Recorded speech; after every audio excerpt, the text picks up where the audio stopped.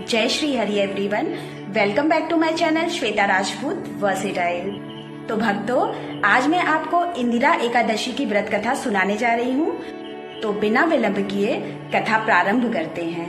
भक्तों, अश्विन यानी कुआर मास के श्राद्ध पक्ष में आने वाली इस एकादशी का व्रत करने से पितृदोष दूर होता है तथा ये एकादशी पितरों को अधोगति से मुक्ति और मोक्ष दिलाने वाली मानी गई है।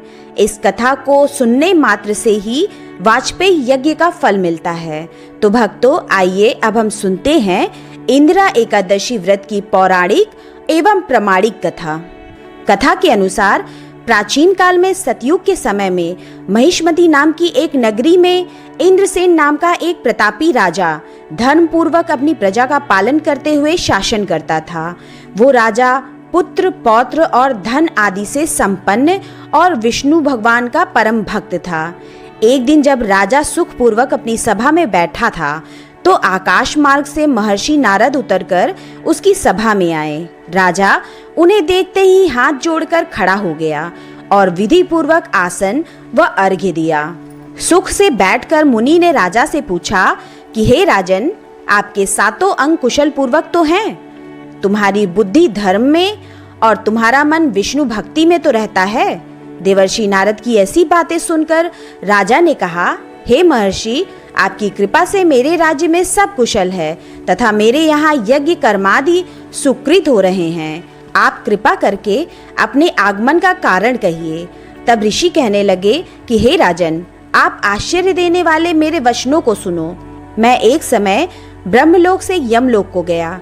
वहाँ श्रद्धा पूर्वक यमराज से पूजित होकर मैंने धर्मशील और सत्यवान धर्मराज की प्रशंसा सुनी।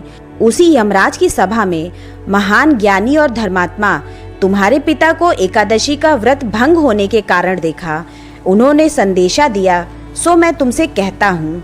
उन्होंने कहा कि पूर्व जन्म में कोई विघ्न हो जाने के कारण मैं यमराज के निकट रहा हूँ। सो हे पुत्र, यदि तुम अश्विन कृष्ण इंदिरा एकादशी का व्रत मेरे निमित्त करो तो मुझे स्वर्ग की प्राप्ति हो सकती है। इतना सुनकर राजा कहने लगा कि हे महर्षि, आप इस व्रत की विधि मुझसे कहिए। नारद जी कहने लगे, अश्विन माह की कृष्ण पक्ष की दशमी के दिन प्रातः काल श्रद्धा पूर्वक स्नान आदि से निवृत्त होकर पुनः दोपहर को नदी आदि में जाकर स्नान करें। फिर श्रद्धा पूर्वक पितरों का श्राद्ध करें और एक बार भोजन करें। प्रातः काल होने पर एकादशी के दिन दातुन आदि करके स्नान करें। फिर व्रत के नियमों को भक्ति पूर्वक ग्रहण करते हुए प्रतिज्ञा करें कि मैं आज संपूर्ण भोगों को त्याग कर निराहार एकादशी का व्रत करूंगा। हे अच्युत, हे पुंडरीकाक्ष, मैं आपकी शरण में हूँ, आप मेरी रक्षा कीजिए। इस प्रकार नियम पूर्वक शालिग्राम की मूर्ति के आगे विधि पूर्वक श्राद्ध करके योग्य ब्राह्मणों को फलाहार का भोजन कराएं और दक्षिणा दें। पितरों के श्राद्ध से जो बच जाए उसको सूंघकर गौ को दें तथा धूप, दीप, गंध, पुष्प, नैवेद्य आदि सब सामग्री से ऋषिकेश भगवान का पूजन करें।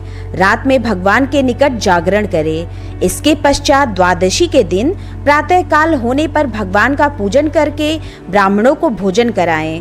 भाई बंधुओं, स्त्री और पुत्र सहित आप भी मौन होकर भोजन करें। नारद जी कहने लगे कि हे राजन, इस विधि से यदि तुम आलस्य रहित होकर इस एकादशी का व्रत करोगे तो तुम्हारे पिता अवश्य ही स्वर्गलोक को जाएंगे। इतना कहकर नारद जी अंतर्ध्यान हो गए। नारद जी के कथनानुसार राजा द्वारा अपने बांधवों तथा दासों सहित व्रत करने से आकाश से पुष्प वर्षा हुई और उस राजा का पिता गरुड़ पर चढ़कर विष्णु लोक को गया। राजा इंद्रसेन भी एकादशी के व्रत के प्रभाव से निष्कंटक राज्य करके अंत में अपने पुत्र को सिंहासन पर बैठाकर स्वर्गलोक को गया। हे युधिष्ठिर, ये इंदिरा एकादशी के व्रत का महात्म्य मैंने तुमसे कहा।